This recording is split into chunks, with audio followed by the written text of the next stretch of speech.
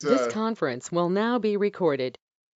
And actually, some of the stuff that you're dealing with, I would love to kind of learn a little bit more as far as, obviously athletes and just the disability and the importance of it and so forth. So that's Of some good course. stuff, man. Yeah. It's interesting because when I played at KU, I had a policy, I think my last 2 years, and now to be doing that, for a living with college and professional athletes, it's been definitely serendipitous and full circle. So, but I love what I do, love working with the people I get to work with, and love getting to stay close to sports in the right capacity, So, yeah, things are going well. Well, that's good, man. Look like you stay in shape, like you can still ball a little bit. No, man, no, man, I'm probably COVID 20 plus right now, man. I need to, I need to get back in better shape, but I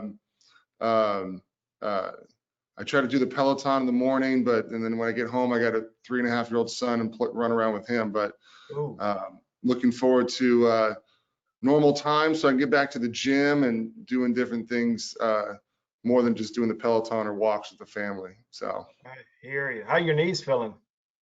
my knees have been fine. My back's been the issue. My career actually ended due to my back. I hurt it my rookie year. I had a herniated disc in my 3-4, and then it just kept getting worse and worse. And then it was the 4-5, and the L5S1, and then I got stenosis. And after 8 years of just grinding on it and trying to treat it, I finally just had to just hang them up in '08 because I just couldn't do it anymore. So my back was the biggest issue. My knees, luckily, were fine. I mean, I had Oscar Slaughters in high school, which I think everybody did, but I had a shoulder issue. I broke my hand, a few different things here and there, but my back was what got me. Man, who have ever thunk it? Who has ever thunk it? Well, cool. Well, I appreciate you taking the time to do this, man. I know you're a busy man, but I appreciate it. Of course. Yeah, so let me hit that little intro real quick. So, and again, hopefully we have a number of student athletes that are listening to this and watching it. So, what's up, everyone? This is Pat Brown. I'm a financial advisor in Lawrence, Kansas. Played football for the University of Kansas years and years and years and years ago. Loved my time there. Met a lot of great people, and became very, very passionate about financial literacy for student athletes, which kind of led me down this path of really interviewing former student athletes with the hopes that current student athletes can learn from the things that they've done well and things that they've done bad in order to better prepare them and create better habits while they're in school that will carry over once they get out into the real world. And so, having said that, man, I always kind of hit the definition of financial literacy as well, because I'm under the impression that a lot of student athletes have this bad connotation of it. So financial literacy is the possession of a set of skills and knowledge that allows an individual to make informed and effective decisions with all their financial resources. And again, just like what we did when we were student athletes, I think it's all about the habits. I think habits everywhere, anything from working out, playing basketball, football, etc. If we can get these guys just to learn some of these habits, I think they'll be better off down the road. So, having said all that, I want to introduce my man Eric Chenowith, who played basketball at the University of Kansas, and I had to do a little cyber stalking on you. I know you kind of touched on a little bit, but so in high school, man, you were McDonald's All-American, 1997. Of course, came to the University of Kansas. Then you were drafted by the New York Knicks in the second round. Wow. While at KU, you're the fifth all-time leading rebounder with 933, third all-time leading shot blocker with 242. Played in a grip of games, 139 career games, six KU's all-time games played. Swatted 7 shots in a single game on 3 separate occasions. Dang, second place on Jayhawk's single game block record or list. That's crazy, man. I appreciate it again, man. Thanks for taking the time. Of course. So real quick with kind of going back a little bit when you were in college, freshman, sophomore year, what were your thoughts about savings, budgets, credit? Did anybody ever talk to you about that type of stuff, or was it just kind of trial and error once you got here? As a freshman and sophomore, I mean, my budget consisted of, uh, you know, what am I going to have for lunch today, or what movie can I afford to bring my girlfriend to the movies this weekend, or what have you, So it wasn't really that in depth. As when I finished school and turned pro, I hired a financial advisor, which helped me learn all those things. But it was never really, um, you know, something that I really focused on or ever really thought about. I just figured like, hey, I'm in school, I'm on scholarship. I need to play basketball to the best of my ability and hopefully graduate, and which I did eventually. And so that was my main focus. I didn't really get into the financial literacy or really take it upon myself to really fully understand all those different things until I started, making money later on in life. And so, right away once you leave college. So it kind of hits you quickly. But I was lucky enough to, I hired a really good agent. And I hired a really good financial advisor, and so they were very helpful in explaining things to me. And I was always inquisitive, so I always asked questions and different things like that. So and plus I was raised pretty conservatively, and so my parents didn't really tell me everything about money, but they explained the importance of saving and having a job and paying bills on time and all those different things. So They had that conversation with you then prior, so you're kind of had a little foundation, a little bit, if you will.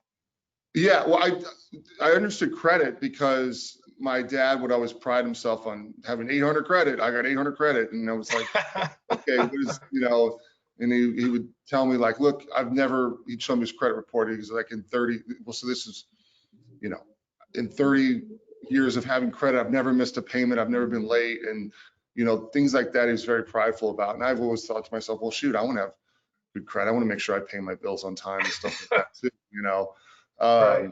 So, but that's because, he worked extremely hard and sacrificed a lot and, did some things for his family that he, probably could have done for himself, been a little more selfish with some things. But I'm starting to realize that now, having a son with that and a wife, like I really don't care about a lot of the things I used to care about, like, Right. you know, clothes or, stereo for my truck or wheel. Like I don't care about any of that stuff anymore. I care about, taking care of them. That's literally all I care about. So That's awesome. That's awesome. That's yeah, well said as well. So you never got stuck up there on Wesco Beach, man, filling out those credit card applications, getting a T-shirt and a pack of Skittles? I never did. You know what I did do though? I signed up for remember when they had the CD things back then where you could, you fill out something and you get free CDs, right? And I Right, remember right. I didn't have a checking account. And so my teammate and roommate, Jeff Carey, had a checking account. So I would have to give him the cash and he would write the checks. And then I put the checks in there and send them off. I'd get my CDs, which is all I cared about, but I didn't realize that I was starting a credit profile. I didn't realize they were selling my information. I didn't realize any of these different things. I was just getting my Got your new CDs. CDs of all the hot, artists that were out at the time. So, yeah, they don't tell you what the whole genesis behind all that is at all. Yeah, no, that's fine. I got in trouble doing the same thing. Someone else mentioned that a couple of days ago when I was doing another interview. So that's funny that you bring that up. Mm-hmm. So going back to college, what do you say is your worst financial decision you made in college, and what was your best, if you had any?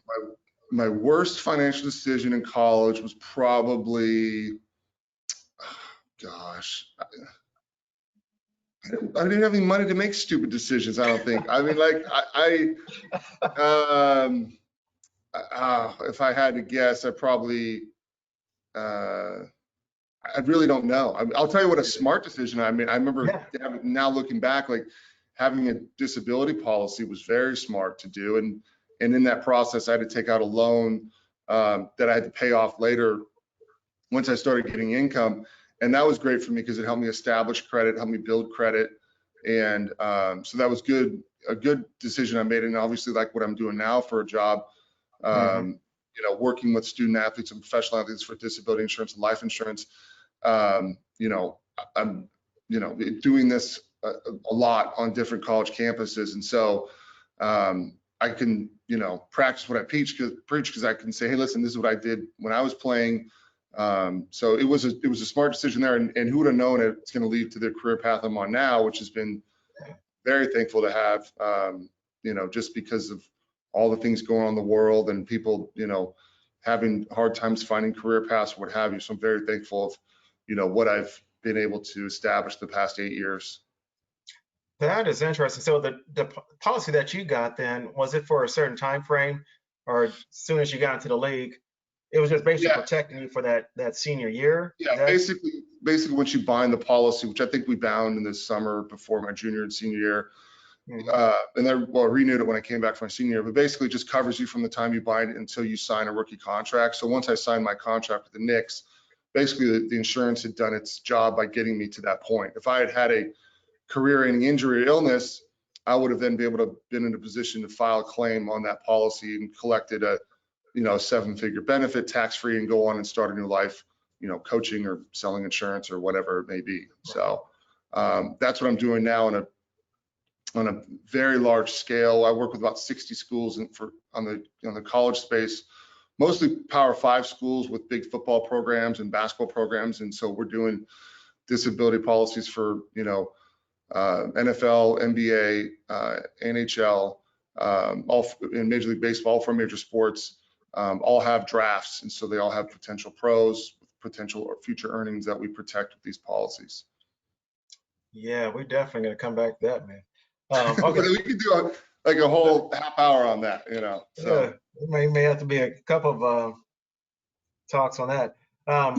Looking back at college now, what do you wish you would have done different in regards to dealing with your money? I guess mine is the CDs. CDs, yeah. What would I done different? I mean, it's funny going back to my roommate and teammate Jeff Carey, who's become one of my dear friends. He bought a house when he was in college, which Shut up. yeah, I mean, because I think it was we lived together all 4 years, but then he was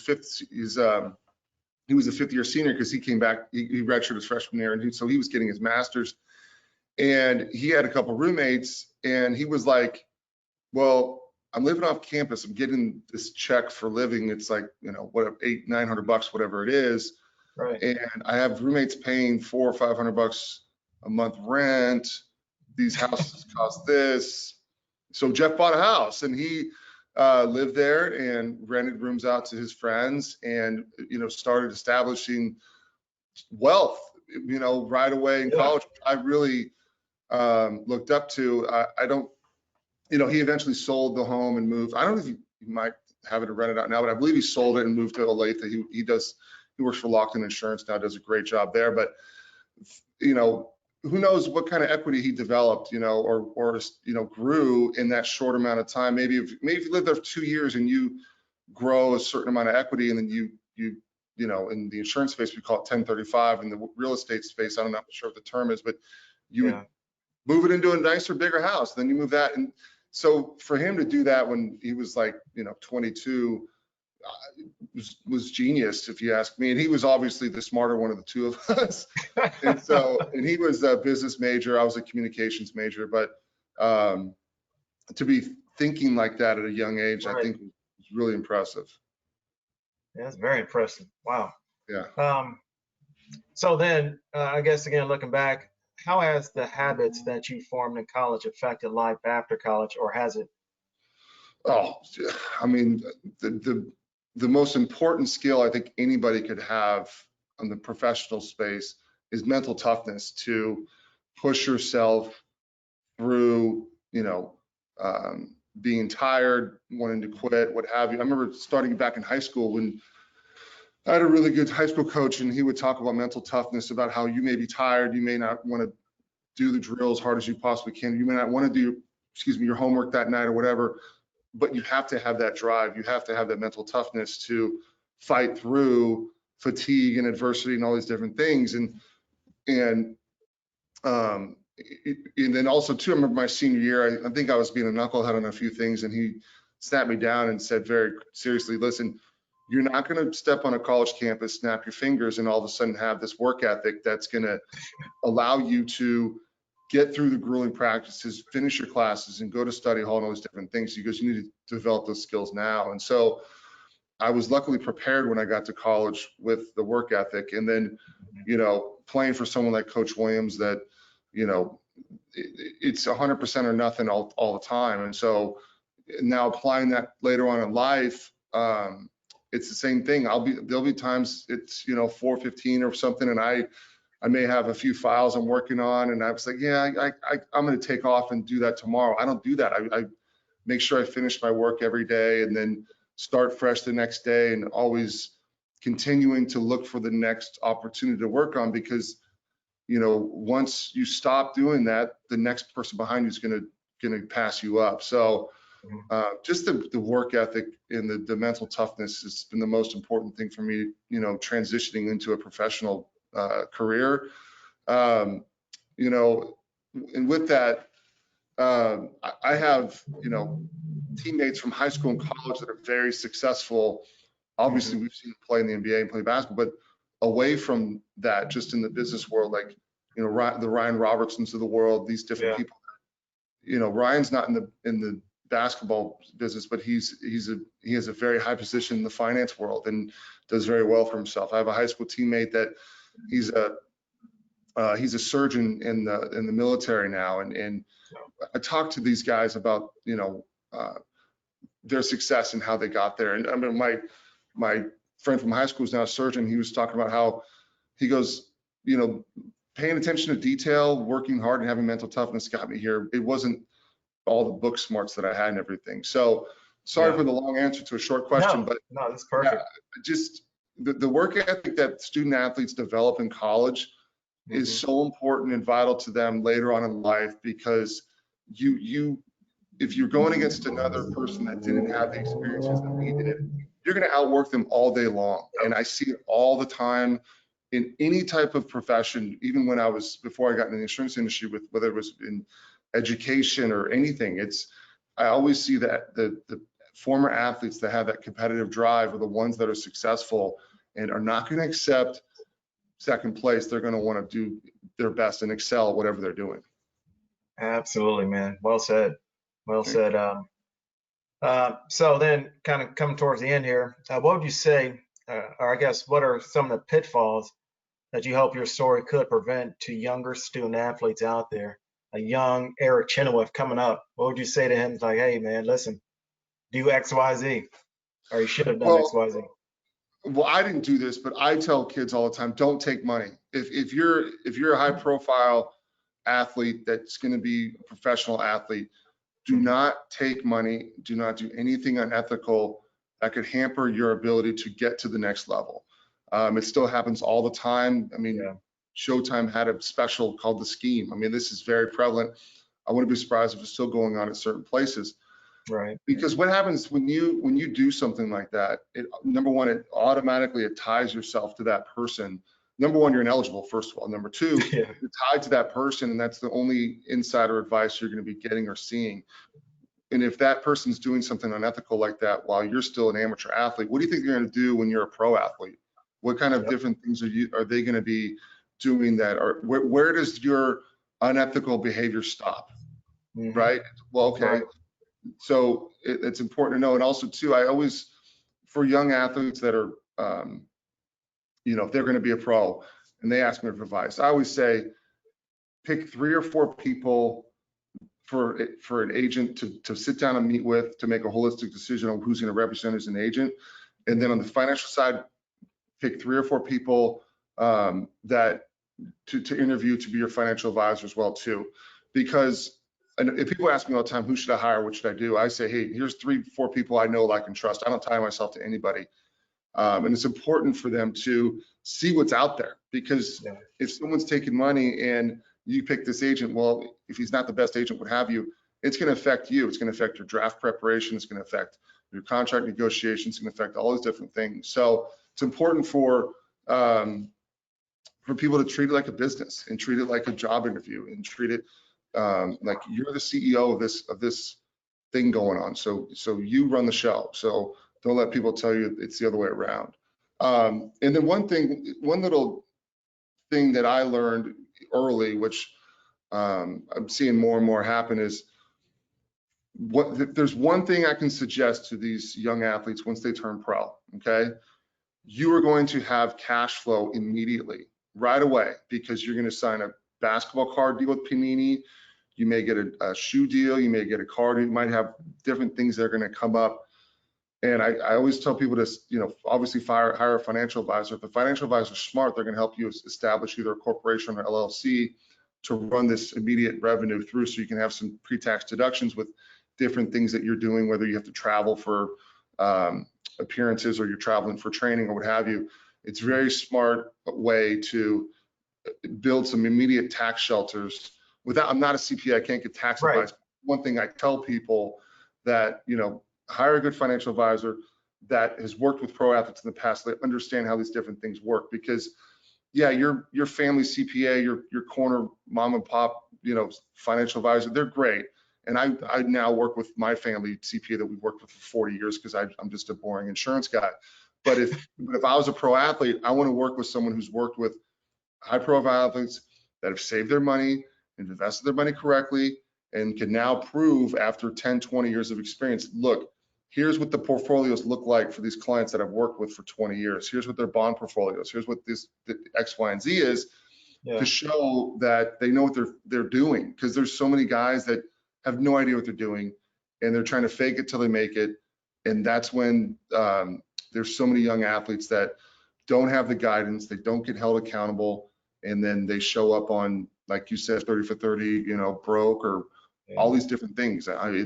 It's a really sad scenario. And so I think it's great that you're starting this early, but I think it's wise for these young student athletes to know that things are going to come at you quickly. So it's good to be prepared with a good team around you. Man, I appreciate you saying that. Pulling those covers back, I think is important. And that's the type of stuff I really want to hear from a lot of these, former student athletes. It's just what you just kind of said there. So thank you for that. So this is a bonus round. And again, kind of touched on it before earlier when we first started talking, but obviously, leaving KU, making it to the league, kind of talk about that as far as from this money standpoint. Like you said, you have money coming to you faster than what you're obviously accustomed to. How did you deal with that? I know you mentioned you hired a financial advisor after the bat, tax guy. I mean, how did that all? Yeah, well, it's interesting because I made hundreds of thousands of dollars. I didn't make millions of dollars like all the other guys, before and after me. So my situation wasn't like, Nick Collison or Drew Gooden or Scott Pollard or Jock or any of those guys. I was grinding in the D League and I made some nice money overseas here and there, but I wasn't dealing with the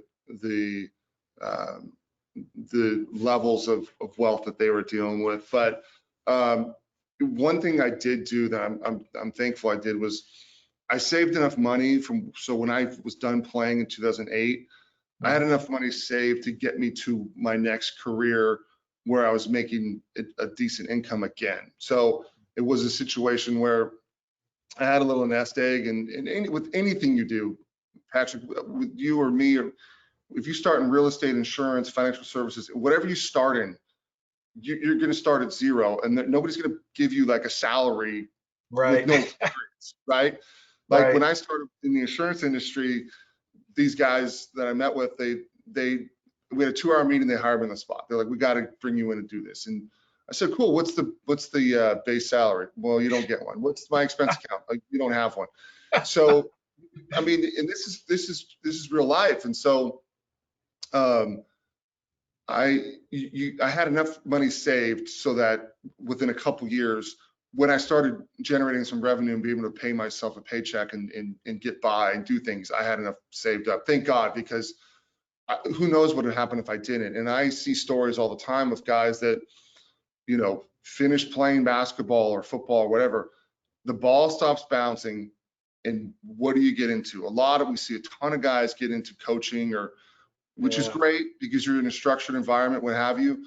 but some guys don't know what the heck to do or what to get into or anything. And so, again, I'm very thankful for what I'm doing and how things are going. But, you know, I just tell guys to save money. I mean, I know it's fun to go out and, you know, I'm a wino. You can see it in my face. Like I like drinking wine with my wife, right? So like our splurge, our thing is wine. Like we drink a lot of wine. So that's my thing.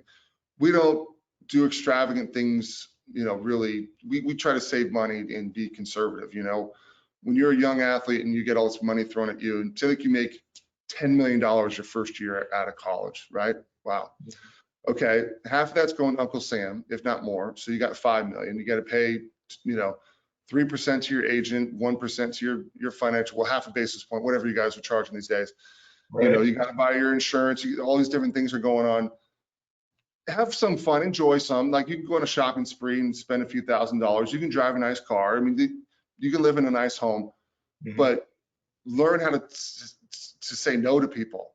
Learn how to say, you know what, get a gatekeeper. Have someone say, hey man, I want you to invest in this bar that I'm starting. It's gonna be great and cool.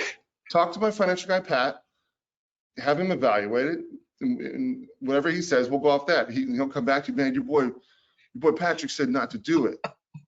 Well, hey, that's my financial guy. You know, I go through him, like, sorry, you know, so you put it off on someone, you know what I mean? And so, again, you've worked hard to get where you're at, so you should enjoy some nice things, but don't be stupid. Just save your money. It's not going to last forever. You're not going to play in the NBA forever. Most NBA careers only are, I think the average is now is less than 3 years per player, and those are guys that are, you know, end of the bench, you know, 15th man type guys. And so, I don't know. Again, save your money, be smart. Try to make it last as long as possible. Invest in you know, conservative things. No private deals. I'm like vanilla, boring. You know, I want municipal bonds and stuff like that. I'm not really a sexy investment guy. So yeah. So again, I just you know, I'm 41 now, so I can look back and I've had a lot of experiences in being how close I am with financial advisors for pro athletes. Just be smart, save your money, and make it last as long as you can. Amen, brother. Amen.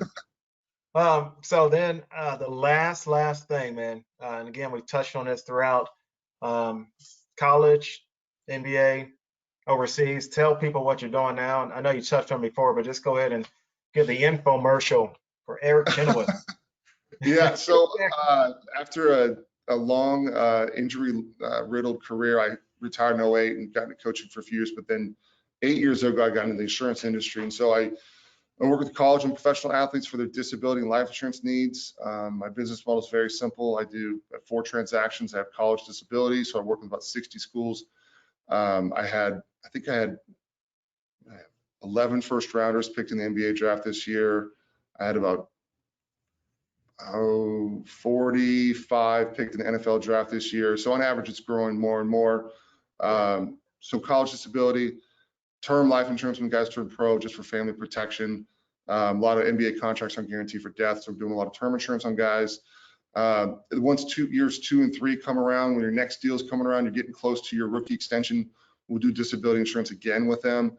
And then once guys sign their big, you know, upper 8-figure, 9-figure, you know, we just saw a $190 million deal signed yesterday by Anthony Davis.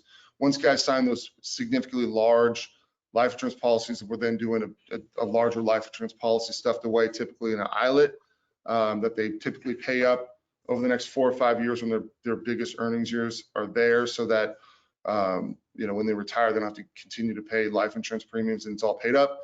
It's there for estate planning purposes, which is another half-hour episode we could probably do, but it's basically there so that when they pass away, there's liquidity for estate taxes. And I only sell disability insurance for athletes, entertainers, what have you. I only sell term insurance for family protection, and I only sell permanent insurance for estate planning purposes. I do not sell whole life. I don't sell variable contracts because those are kind of looked upon as investments. I don't do anything with investments. So again, college disability, term life, disability again, and then permanent life insurance. Doing 8 years and things are going well. I've had my own firm now for 2.5 years and just hired someone this year. So we're slowly growing, but things are going well. Awesome, man. Yeah. Awesome, awesome. Well, shoot, it's good to meet you. I'm You sure too. at some point, if you ever get back to Lawrence, man. As soon as COVID's over or whatever, whenever we get the freedom to do our thing again, I'll be out there. And I watched the game last night against Washburn, and it's I mean, just seeing the Jayhawk on the floor and everything makes me miss Lawrence. But not having the fans there was tough to see. But I cannot wait till the field house is full again and with all the fans. So if I'm in town, I'll definitely look you up. Definitely have to have some wine. Sounds good. It's really cheap in Lawrence too. I remember I went to dinner out there and I was like, gosh, this is much more affordable than Newport Beach prices. So yeah, absolutely. All right, man. Well, I'll let you get going. I know you're busy, and we'll talk again, man. Okay. All my best. All right. Thanks. Yep. Okay. Right back, baby. Let's see.